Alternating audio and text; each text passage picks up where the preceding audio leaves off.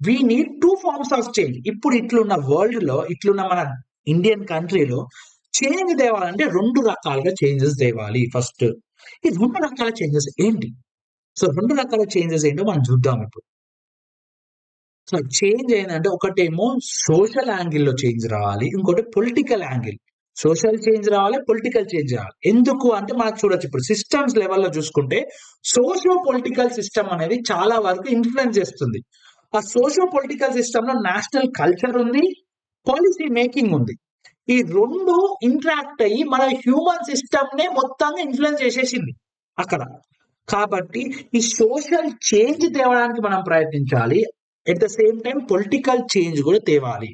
మనం ఇప్పుడు చూసుకుంటే చాలా మంది రిఫార్మర్స్ మన ఇండియన్ హిస్టరీలో కూడా అంబేద్కర్ గాని, లేకపోతే కాంశీరామ్ గారు గాని, ఇంకెవరైనా they all thought that discrimination అనే యాంగిల్ నుంచి వాళ్ళు థింక్ చేశారు. క్యాస్ట్ బేస్డ్ డిస్క్రిమినేషన్ ఇంకొందరు ఎకనామిక్ యాంగిల్ లో థింక్ చేసిన వాళ్ళు కమ్యూనిస్ట్ లీడర్స్ ఉన్నారు. వాళ్ళందరూ ఏంటంటే ఫస్ట్ సోషల్ చేంజ్ తెద్దాము, ఫస్ట్ సమాజంలో మార్పు తెద్దామని వెళ్ళారు. వాళ్ళ ప్రయాణం స్టార్ట్ చేశారు.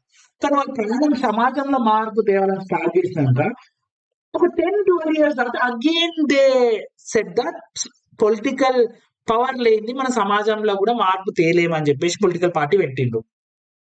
So that's how there concluded. Social change రావాలని ప్రయత్నించిన వాళ్ళు మళ్ళీ పొలిటికల్ చేంజ్ గురించి పొలిటికల్ పార్టీ పెట్టడం జరిగింది. ఇప్పుడు వీళ్ళందరి ఎక్స్పీరియన్స్ నుంచి మనం ఏం నేర్చుకున్నామంటే మన ఇండియన్ కంట్రీలో లేకపోతే వరల్డ్ లో ఒక చేంజ్ తేవాలంటే సమాజంలో మార్పు రావాలి, అట్ ద సేమ్ టైం పాలసీలలో పొలిటికల్ యాంగిల్లో కూడా మార్పు రావాలి. So social change in terms of culture రావాలి, political change in terms of policy making కూడా రావాలి. ఈ 2 వస్తేనే మనం టోటల్ గా సిస్టమ్ అనేది చేంజ్ అవుతుంది. మనం సిస్టమిక్ చేంజ్ గురించి ఆలోచిస్తాం. ఇప్పుడున్న సిస్టమ్ అయితే నియో లిబరల్ వరల్డ్ అది చూసాం కదా డయాగ్రామ్, అదేదైతే ఉన్నదో ఈ డయాగ్రామ్ దీన్ని మనం ఇప్పుడు చేంజ్ చేస్తూ ఈ రిలేషన్స్ అనేవి చేంజ్ చేస్తూ మనం ఒక కొత్త వరల్డ్కి వెళ్ళాలి. అది వెళ్ళాలంటే ఈ సోషో పొలిటికల్ సిస్టమ్ అనేది చాలా కీలకం అవ్వబోతున్నది. ఇక్కడ ఉన్న నేషనల్ కల్చర్ పాలసీ మేకింగ్ ని చేంజ్ చేస్తేనే మనము నిజమైన చేంజ్ తేవచ్చు, అంటే సిస్టమిక్ చేంజ్ తేవచ్చు. మరి దీని గురించి మన రిఫార్మర్స్ పనిచేసినట్టుగా ఫస్ట్ సోషల్ చేంజ్ గురించి పనిచేసి దాని తర్వాత పొలిటికల్ చేంజ్ గురించి పనిచేద్దామా అంటే కుదరదు. వీళ్ళందరూ చేసిన ఎక్స్పెరిమెంట్స్ బట్టి మనం తెలుసుకుంది ఏంటంటే social change and political change should happen parallelly. ఒకటి political change social change parallel గా అవుతూ ఉంటేనే నిజంగా సిస్టమిక్ చేంజ్ వస్తుంది. ఇది వచ్చినాక అది రావాలా, అది వచ్చినాక ఇది రావాలా, చికెన్ అండ్ ఎగ్ ప్రాబ్లం అనేది కాదు. ఇప్పుడు చికెన్ అండ్ ఎగ్ ప్రాబ్లం పోయింది. Now we need to bring the social change and political change parallelly. అంటే సోషల్ చేంజ్ గురించి పనిచేయాలి, పొలిటికల్ చేంజ్ గురించి కూడా పనిచేయాలి సైమల్టేనియస్లీ. ఇది బేసిక్ అండర్స్టాండింగ్. అర్థమైందిగా? ఇది మనకు అర్థమైనాక మరి ఏ చేంజ్ మనం పోవాలంటే this is the transition we want in the world. ఏంటంటే నియో లిబరలిజం ఓరియంటెడ్ వరల్డ్ నుంచి we need to transition into well being oriented world. ఆ వెల్ బీయింగ్ అంటే ప్రతి ఒక్కరికి సంక్షేమాన్ని కలిగించే అభివృద్ధి కావాలి మనకి. అంటే హ్యూమన్స్ కి వెల్ బీయింగ్ కావాలి, సొసైటీ వెల్ బీయింగ్ కావాలి, ఎకలాజికల్ వెల్ బీయింగ్ కావాలి. సో ఇలా చెయ్యాలంటేనే ఈ నియోలిబరల్ వరల్డ్ నుంచి మనం వెల్ బీయింగ్ వరల్డ్ కి వెళ్ళాలని చాలా మంది కొందరు ఎక్స్పర్ట్స్ ఎకనామిక్స్ మిగతా దేశాలలో స్వీడన్, ఫిన్లాండ్ ఇలాంటి కొన్ని యూరోపియన్ కంట్రీస్, న్యూజిలాండ్ వీళ్ళందరూ కలిసి ఈ వెల్ బీయింగ్ వరల్డ్ ని సృష్టించాలని ప్రయత్నం చేస్తున్నారు. సో దానికి ట్రాన్సిషన్ జస్ట్ ట్రాన్సిషన్ అని అనొచ్చు. జస్ట్ ట్రాన్సిషన్ అంటే జస్టిస్ ఓరియంటెడ్ ట్రాన్సిషన్. ఇప్పుడు నియో లిబరల్ వరల్డ్ నుంచి వెల్ బీయింగ్ వరల్డ్ కి వెళ్దామంటే ఫస్ట్ ఈ వెల్ బీయింగ్ వరల్డ్ లో పీపుల్ అండ్ ప్లానెట్ కి ఎక్కువ ఇంపార్టెంట్ ఇస్తారు. పీపుల్ అండ్ ప్లానెట్ ప్రాఫిట్స్ కి ఇవ్వరు. Profits is a by product, but you have to take care of people and planet first అని చెప్పేది well being oriented world.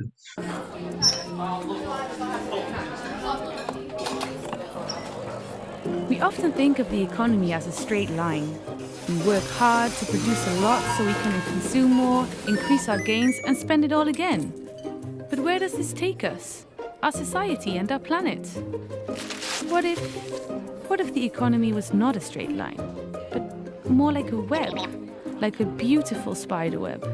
Without the spider, of course. were different lines representing values such as innovation, education, equality, health, that come together to make like an economy of well-being. That's the word. Must remember it. The economy of well-being. It's based on the simple idea that our well-being makes our economy grow, and the other way around. In this economy, success is not only measured in terms of productivity and gains, but also in terms of happiness, physical and mental health of citizens, sustainability. So, we invest in people's well-being, and they are healthier, more innovative and productive, and they work and pay taxes without feeling too bad about it, because the money they pay is used to improve their well-being. And work is not the only thing. People enjoy their work, of course, but they also have time for friends and family. Men and women are more equal, and you don't need to come from a rich family to get into university or to become a famous scientist. And we're not destroying our planet because we finally realize that it's the only one we have. So we're taking care of it. Sounds great, doesn't it? But how do we come to this economy? I'm not sure I have the answer. Maybe we just need to start thinking differently. So let's erase the straight line and look beyond the market, beyond averages, beyond the here and now, and into the future. Let's start building an economy of well-being. The end. So అలా వెళ్తున్నప్పుడు చాలా మంది కొన్ని అంటే సందేహాలు వస్తుంటాయి, questions criticise కూడా చేస్తారు. ఏంటంటే అట్లా వెళ్తే మనకు చాలా లాస్ అవుతాం కదా, మనము గ్రీన్ ఎకనామీ పెంపొందించాలి, ఫాసిల్ ఫ్యూయల్స్ వాడద్దు, క్లైమేట్ చేంజ్ తక్కువ చేయాలంటే ఫాసిల్ ఫ్యూయల్స్ వాడద్దు, రిన్యూవబుల్ ఎనర్జీ వాడాలి అంటే మరి ఇప్పుడు ఫాసిల్ ఫ్యూయల్స్ ఇప్పుడు సింగనేరి కంపెనీ ఉన్నది మన రామగుండంలో, అక్కడ మరి సింగనేరి కంపెనీ మొత్తం క్లోజ్ చేసేస్తామా, ఇమ్మీడియట్ గా సోలార్ బేస్డ్ ఎనర్జీకి వెళ్ళిపోతామా అంటే కాదు, అలా కాదు. మనము సింగరేణిది అక్కడ ఉన్న వర్కర్స్ ని రీస్కిల్ చేసి ఫేజెస్ రూపకంలో we transition to the solar based or renewable energy based. అందుకే ఇక జస్ట్ అని ఎందుకు పెట్టిందంటే ఇక్కడ ఎవరికి అన్యాయం జరగకుండా జస్టిస్ ఓరియంటల్ లో ఈ ట్రాన్సిషన్ అనేది ఉండాలి. ఎవరు నష్టపోవద్దు. ఈ నియోలిబరల్ వరల్డ్ నుంచి వెల్ బీయింగ్ వరల్డ్ కి వెళ్ళేటప్పుడు నష్టపోకుండా ప్రతి ఒక్కరికి జస్టిస్ జరిగేటట్టు ఈ ట్రాన్సిషన్ ఉండాలి అని చెప్పేదే జస్ట్ ట్రాన్సిషన్. ఈ జస్ట్ ట్రాన్సిషన్ గురించి కూడా ఆల్ ఓవర్ వరల్డ్, మన ఇండియాలో కూడా చాలా డిస్కషన్ జరుగుతున్నది. There is IIT Kharagpur Kanpur వాళ్ళు ఒక సెంటర్ పెట్టారు దీని గురించి, they are researching on this. సో ఇక్కడ మనం ఇప్పుడు చెప్పేది ఏంటంటే ఇప్పటిదాకా ఐడియాలజికల్ బేస్డ్ ఒక వరల్డ్ ని చూసాం, కమ్యూనిజం వరల్డ్, న్యూలిబరలిజం వరల్డ్. ఇప్పుడు మనం very well scientific and evidence based and people and planet centric world ని తీసుకురావాలని చెప్పేది వెల్ బీయింగ్ వరల్డ్ చెప్తుంది. సో ఈ వెల్ బీయింగ్ వరల్డ్ ఏముంటది అంటే ముఖ్యంగా మనం ఇప్పుడు చూసాం మార్కెట్ స్టేట్ అనేది చాలా రకంగా ఈ రెండు ideologies oriented last 100 years or last 200 years నడుచుకుంది. కానీ they ignore the community. Community అంటే పీపుల్. ఆ పీపుల్ ని అక్కడ ఉన్న పరిసరాలు ఉన్న నేచర్ ని ఇగ్నోర్ చేసిండ్రు. ఆ community is a combination of people who are living there and nature కూడా అక్కడ పరిసరాలు ఉంటది కాబట్టి అది కూడా పార్ట్ ఆఫ్ ద కమ్యూనిటీ అవుతుంది. సో ఆ కమ్యూనిటీలో ఉన్న పీపుల్ ఇంకా నేచర్ ని ఇగ్నోర్ చేసిండ్రు అంటే ఇన్ని రకాలుగా మనకు ప్రాబ్లమ్స్ వస్తున్నాయి. ఇప్పుడు మనం చెప్పే ఏంటంటే ఈ వెల్ బీయింగ్ వరల్డ్ లో మార్కెట్ అండ్ స్టేటే కాకుండా ఇప్పుడు మార్కెట్ బేస్డ్ స్టేట్ బేస్డ్ అని మనం మొత్తానికి తీసేయలేము. These are the two important factors in economy, in social political system. Market and state అనేది కంపల్సరీ ఉంటది, కానీ ఆ దాన్ని మన కమ్యూనిటీని ఇన్వాల్వ్ చేసి ఏ రకంగా ఈ త్రీ మధ్యలో ట్రయాంగులర్ రిలేషన్షిప్ తోని మనం ఎలా పాలసీస్ చేయొచ్చు, ఇంకా ఎవిడెన్స్ తోని రియల్ గా పీపుల్ కి ప్లానెట్ కి ఉపయోగపడేలాగా పాలసీలు ఎలా చేయొచ్చు ఈ వెల్ బీయింగ్ ఓరియంటెడ్ వరల్డ్ చెప్తుంది అన్నట్టు. So that is about the well being oriented world. So ఇప్పుడు మనం చూసుకుంటే హ్యూమన్ బిహేవియర్స్ చెప్పాలి కదా, హ్యూమన్ బిహేవియర్స్ ఏవి బయటికి వస్తున్నాయి, మరి దీన్ని ఎలా చేయొచ్చు అంటే మనకు ఇప్పుడు సైకాలజికల్ రీసెర్చ్ కానీ నేను చెప్పా వెల్ బీయింగ్ ఓరియంటెడ్ వరల్డ్ లో we only go with scientific evidences. So psychological research, cognitive science, neuroscience research మనకి ఏం చెప్తుందంటే humans are not only aggressive, they are also empathetic, they are not only consumer centric, they are also conservative as well. వాళ్ళు individualistic గానే ఉండరు, వాళ్ళు కలెక్టివిస్టిక్ గా కూడా ఉంటారు, వాళ్ళు కాంపిటీషన్ చేయరు, వాళ్ళు కొలాబరేటివ్ గా కూడా ఉంటారు, వాళ్ళు రిడక్షనిస్టిక్ గానే థింక్ చేయరు, సిస్టమ్స్ థింకింగ్ కూడా ఉంటది వాళ్ళకి. కానీ మనకి ఏమైతుందంటే ఈ అగ్రెషన్, కన్స్యూమరిజము, ఇండివిజువలిస్టిక్, కాంపిటీషన్, ఈ రిడక్షనిస్టిక్ ఎక్కువగా బయటికి వస్తుంది బిహేవియర్ మన సొసైటీలో బయటికి. ఎందుకంటే మీకు చెప్పా, సిస్టమ్స్ లెవెల్లో థింక్ చేసినప్పుడు ఆ సోషల్ పొలిటికల్ సిస్టమ్ లో ఉన్న వాళ్ళు ఆ రకమైన పాలసీలు చేస్తున్నారు కాబట్టి ఆ పాలసీల ప్రభావము ఆ కల్చర్ ని కూడా చేంజ్ చేసి ఆ రెండు ఇంటరాక్ట్ అయ్యి హ్యూమన్ సిస్టమ్ మీద పడుతుంది. ఆ హ్యూమన్ సిస్టమ్ మీద అట్లాంటి పాలసీలు పడ్డప్పుడు ఏమైతుంది, ఇప్పుడు ఇక్కడ నుంచి వాళ్ళు పాలసీలు చేసి ఇక్కడ నుంచి చేసిన పాలసీల ప్రభావితం హ్యూమన్ సిస్టమ్ మీద పడుతుంది. అప్పుడు హ్యూమన్ సిస్టమ్ మీద పడితే ఏమైతే హ్యూమన్స్ అనే వాళ్ళ బిహేవియర్ కూడా ఆ రకంగానే బయటికి వస్తుంది. కాబట్టి న్యూ లిబరలిజం ఓరియంటెడ్ పాలసీలు చేస్తుండ్రు కాబట్టి ప్రిడామినెంట్ గా ఈ ఒక్కటే బయటికి వస్తున్నాయి. మన హ్యూమన్స్ కి రెండు ఉంటాయి, రీసెర్చ్ చేసి చెప్పారన్నట్టు ప్రతి ఒక్క సైంటిఫిక్ ఆర్టికల్స్ లో ఏంటంటే మనకి ఈ రెండు రకాలుగా బిహేవియర్స్ ఉంటాయి. కానీ ఒకటే ఎందుకు బయటికి వస్తుంది అంటే because of the context, because of the influence of the social political system, because of the influence of the national culture and policy making. ఆ రకంగా కాంటెక్స్ట్ బయట ఏర్పాటు అయ్యి ఉంది కాబట్టి మన ఇండియాలో కూడా ఇప్పుడు అందరు ఇట్లానే బిహేవ్ చేస్తుండ్రు. ఇండియాలో కూడా ప్రతి ఒక్కరు ఇట్లనే ఆలోచిస్తుండ్రు, ఈ బిహేవియర్సే బయటికి వస్తున్నాయి. ఇప్పుడు మనం ఈ బిహేవియర్స్ ని బయటికి తేవాలంటే మనకు రియల్ గా ఈ బిహేవియర్స్ ని ట్యాకిల్ చేసే పాలసీస్ ని మనం ఏర్పాటు చేయాలి. అప్పుడు ట్రేడ్ ఆఫ్స్ ని మనం చూసుకుంటూ ఏది ఏ కాంటెక్స్ట్ లో బయటికి రావాలి అనేది మనం ఆలోచించాలి. హ్యూమన్స్ కి రెండు ఉన్నాయి, ఇవి రెండు ఈ హ్యూమన్ బిహేవియర్సే, ఇవి వాళ్ళకి ఇనేట్ గా ఉండేటియే. ఇది ఒకటి మనం ఇప్పుడు క్రియేట్ చేసుకునేది కాదు, ఇవి లేవని కాదు, ఇవి కూడా ఉన్నాయి మనకి. కానీ ఇవే ఎక్కువగా కనబడుతున్నాయి, ఇవి ఎక్కువగా రెయిన్ఫోర్స్ అయినాయి. కానీ వీటిని రెయిన్ఫోర్స్ చేయాలంటే మనకు ఆ రకమైన కాంటెక్స్ట్ ని క్రియేట్ చేయాలి, అదొకటి. నెక్స్ట్ ఏంటంటే పర్ఫెక్ట్ చేంజ్ కూడా కావాలి. ఒకటేమో మేకింగ్ ట్రేడ్ ఆఫ్స్, ఇంకోటి పర్ఫెక్ట్ చేంజ్ కావాలి. So this is the world where we want to go. అందుకే మనం డిఫైన్ చేసుకుంటున్నాం ఆ వెల్ బీయింగ్ వరల్డ్ లో ఏం ఉండాలనేది మనం డిఫైన్ చేసుకుంటాం. ఇప్పుడు రేషనల్ బీయింగ్స్ అని చెప్పా కదా, ఎకనామిక్స్ అన్ని ఏంటంటే ఇప్పుడు ఎకనామిక్ థియరీస్ కానీ చాలా వరకు అన్ని హ్యూమన్ బీయింగ్స్ ఆర్ రేషనల్ అని చెప్పేసి చాలా వరకు థియరీస్ చేస్తున్నారు. అంటే మనకి ఆడమ్ స్మిత్ నుంచి కానీ ఎవరైనా చూసుకొని human beings are purely rational అని చెప్పేసి ఆ ఎకనామిక్ థియరీస్ చేస్తుండ్రు. కానీ ఇప్పుడు మనం ఏంటంటే they are also so much of evidence that human beings are not only rational, they are boundedly rational and they have emotional part as well అని చాలా మంది చెప్తున్నారు. మరి వాటి ఓరియంటెడ్ ఎందుకు మనం పాలసీలు చేయట్లేదు, ఎకనామిక్ పాలసీస్? ఈ డిస్కోర్స్ స్టార్ట్ అవ్వాలి కదా.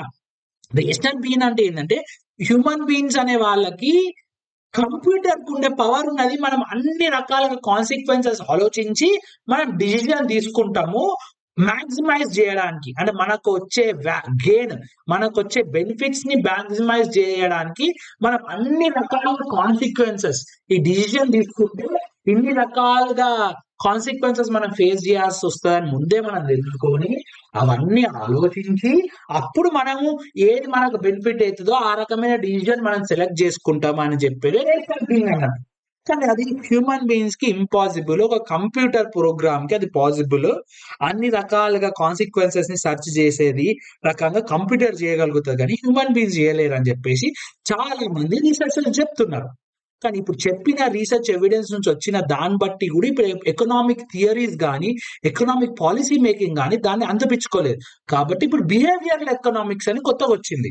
Behavioural economics is nothing but based on this whole theory, whole research which happened in psychology, emotional boundary relational అని. సో కాబట్టి మార్కెట్ సెంట్రిక్ నుంచి కమ్యూనిటీ సెంట్రిక్ పోవాలి, ఇన్ఈక్వాలిటీ నుంచి ఎక్విటీ అండ్ జస్టిస్ ఓరియంటెడ్ పోవాలి, discrimination నుంచి సోలిడారిటీకి పోవాలి, ఇల్ డెమోక్రసీ నుంచి participative డెమోక్రసీకి వెళ్ళాలి, హ్యూమన్ సెంట్రిక్ టెక్నాలజీ నుంచి సోషో ఎకలాజికల్ సెంట్రిక్ టెక్నాలజీకి వెళ్ళాలి. ఇవన్నీ మీరు ఇంతకుముందు బిహేవియర్ ఫ్యాక్టర్స్ ఏవైతే చూసారో అవే అన్నట్టుగా రాసుకుంది. మనం ఇంతకుముందు మీరు 30 seconds ఇచ్చి మిమ్మల్ని చెప్పమన్నా కదా, అప్పుడు చెప్పినప్పుడు మనం ప్రిడామినెంట్ గా ఇవే మీరు కూడా అనుకుని ఉండొచ్చు. మీకు చూపించా dark blue, dark red, dark green ఉన్నాయి ఇవి అన్నాను. ఇవి these are also same. So ఇప్పుడు మనము ఇవి ఏవైతే లేవో మన సొసైటీలో మన వరల్డ్ లో అవి మనం తీసుకురావాలనుకుంటున్నాం. కానీ కొన్నింటికేమో ఓన్లీ ట్రేడ్ ఆఫ్ చేయొచ్చు. యాక్చువల్‌గా మొత్తానికి చేంజ్ తేరాదు. ఎందుకంటే హ్యూమన్ బీయింగ్స్ ఒక ఇనేట్ నేచర్‌లనే వాళ్ళ బ్రెయిన్ అండ్ మైండ్‌లనే ఇవి ఉన్నాయి, ఇవి ఉన్నాయి. కాబట్టి మనం ఇక్కడి నుంచి ఇక్కడికి టోటల్‌గా చేంజ్ అవ్వరాదు అట్లా. కాకపోతే మనం ఒక కాంటెక్స్ట్ క్రియేట్ జేయాలి. ఇవి ఇవి బయటికి రావడానికి. ఆ కాంటెక్స్ట్‌లో హ్యూమన్ బీయింగ్స్ వర్క్ చేస్తారు కాబట్టి, ఆ కాంటెక్స్ట్ పరంగా ఇవి బయటికొస్తాయి. అందుకే మేకింగ్ ట్రేడ్ ఆఫ్స్ అన్నాం. ఇక్కడ పర్ఫెక్ట్ చేంజ్ చేయొచ్చిక్కడ. These are because of theories or policies which are formulated or behaviors which are in the society. Discrimination ఎట్లయితుంది, ill democracy, participatory democracy oriented పోవాలి. మనకి లోకల్ సెల్ఫ్ గవర్నెన్స్ అని చెప్పుకున్నాము. మన federal structure అని అనుకున్నాం. ఫెడరల్ స్ట్రక్చర్ లా union ఉంటది, state ఉంటది, లోకల్ బాడీస్ ఉంటాయి. మనం లోకల్ బాడీస్ అయితే మొత్తానికి నెగ్లెక్ట్ చేసినాం లాస్ట్ 30 years లో. సో పార్టిసిపేటరీ డెమోక్రసీ ఓరియెంటెడ్ పోవాలి. సో ఇది పర్ఫెక్ట్ చేంజ్ కావాలి ఇక్కడ. సో ఇప్పుడు మనము చేంజ్ ఎక్కడికెళ్ళాలి అనేది చేసుకున్నాం. ముందేం తెలుసుకున్నాం ఇప్పటిదాకా? ఫస్ట్ కరెంట్ ఉన్న వరల్డ్ ఏ రకంగా ఉన్నదని చెప్పేసి సిస్టమ్స్ థింకింగ్ యూజ్ చేసి సింథసిస్ చేసినాం. సిస్టమ్స్ థింకింగ్ ఓరియంటెడ్ గా ఆ లెన్స్ నుంచి మనం చూస్తే నియోలిబరల్ వరల్డ్ ఇప్పుడు ఏ రకంగా ఉన్నది, ఎంత హాని జరుగుతుందో మనం తెలుసుకున్నాము. దాని తర్వాత నియోలిబరల్ వరల్డ్ నుంచి ఏ వరల్డ్ కి వెళ్ళాలి అంటే వెల్ బీయింగ్ వరల్డ్ కి వెళ్ళాలని చెప్పేసి మనం గోల్ కూడా పెట్టుకున్నాం. ఇప్పుడు గోల్ కూడా అయిపోయింది, వెల్ బీయింగ్ వరల్డ్ కి వెళ్ళాలని. మరి ఇప్పుడు ఇక్కడ వెల్ బీయింగ్ వరల్డ్ కి వెళ్ళాలని గోల్ పెట్టుకుంటే అయిపోతుందా? ఎట్లా వెళ్ళాలి ఆడికి? How to bring this change అంటే చేంజ్ ఎట్లా తేవాలి మనకు ఇప్పుడు ఇండియాలో కానీ వరల్డ్ లో కానీ ఈ చేంజ్ ఎట్లా తేవాలి? సో దాని గురించి I'll show you a video again. In season 1 of The Story of Stuff, we looked at a system that creates way too much stuff and way too little of what we really want. Now we're going to start looking at the stories behind this story of stuff. That's where we'll find ways to turn this situation around. Welcome to season 2.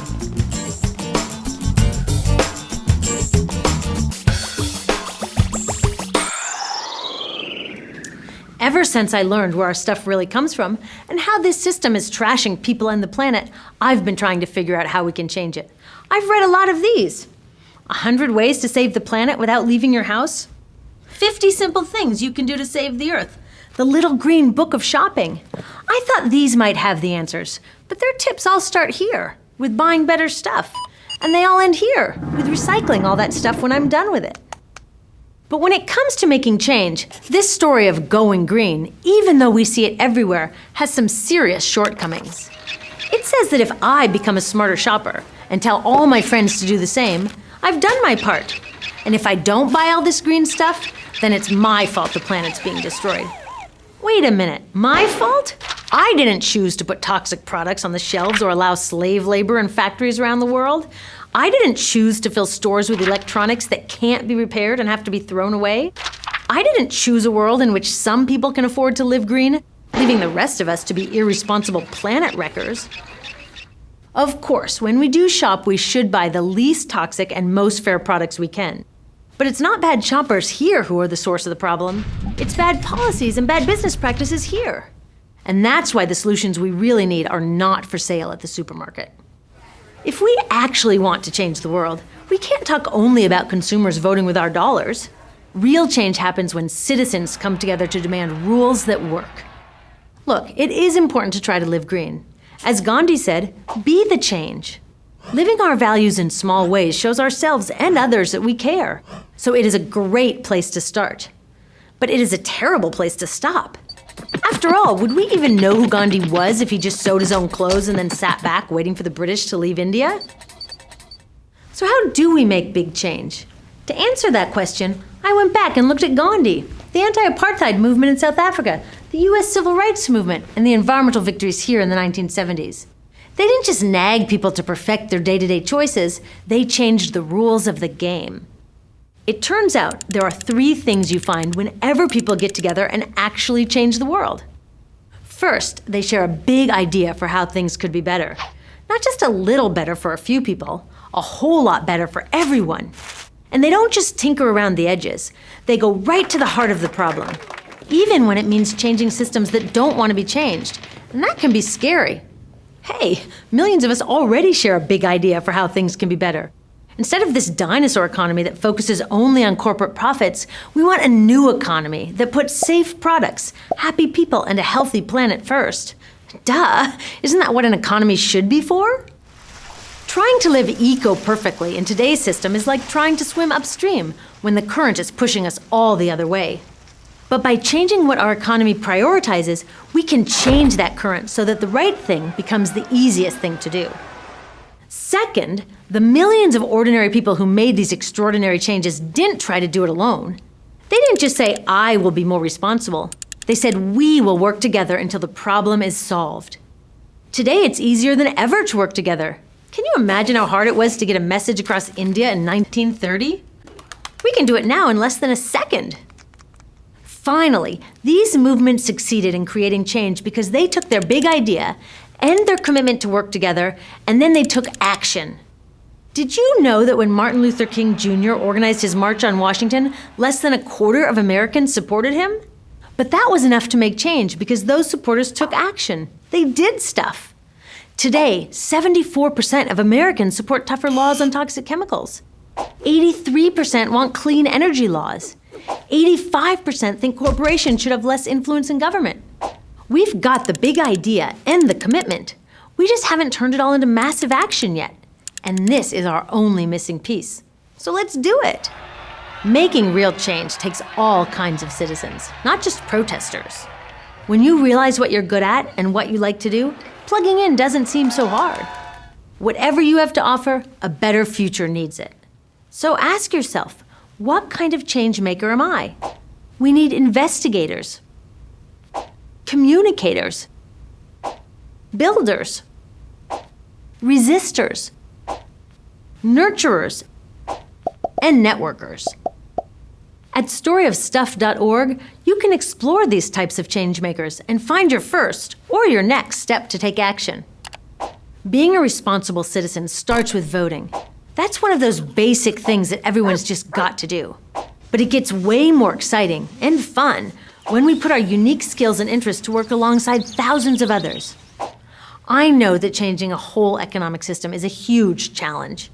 It's not easy to see a clear path from where we are today to where we need to go. And there's no 10 simple things we can do without leaving our couches. But the path didn't start out clear to all these guys either. Dr. King said, faith is taking the first step even though you don't see the whole staircase. So they worked hard to get organized, practiced the small acts that built their citizen muscles, and kept their focus on their big idea. And when the time was right, they were ready. It's time for us to get ready too. Ready to make change and write the next chapter in the story of stuff.